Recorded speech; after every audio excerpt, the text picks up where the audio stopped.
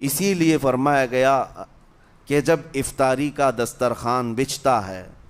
اور پہلے ہی آ کر کے لوگ بیٹھتے ہیں، اور یہ سنت بھی ہے، ایسے نہیں کہ بھاگتے بھاگتے آپ آئے، وقت ہوا، کھجور لیے اور کھا گئے۔ افطاری کے وقت سے تھوڑی دیر پہلے بیٹھ جاؤ،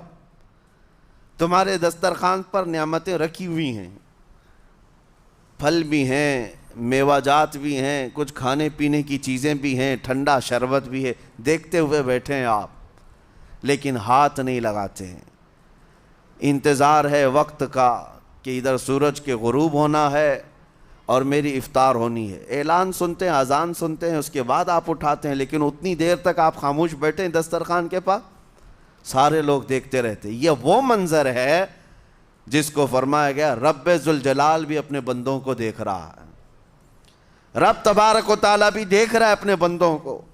اور سارے فرشتوں کو بلا کر میرا مولا اعلان فرماتا ہے یہ میرے بندے ہیں، دیکھو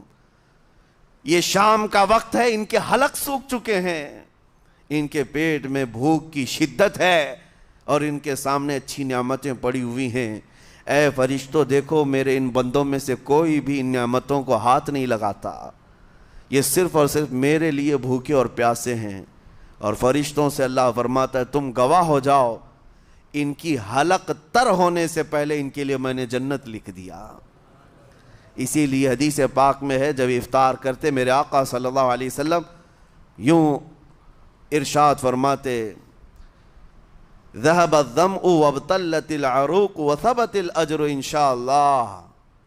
پیاس بجھ گئی، رگیں ٹھنڈی ہو گئی اور اجر اللہ کے ہاں پکا ہو گیا۔ یہ حضور پاک ہر افطار میں عرض کرتے تھے۔ میں آپ کو یہ عرض کر رہا ہوں کہ یہ چھپی ہوئی چیز، اسی کا نام تقویٰ ہے،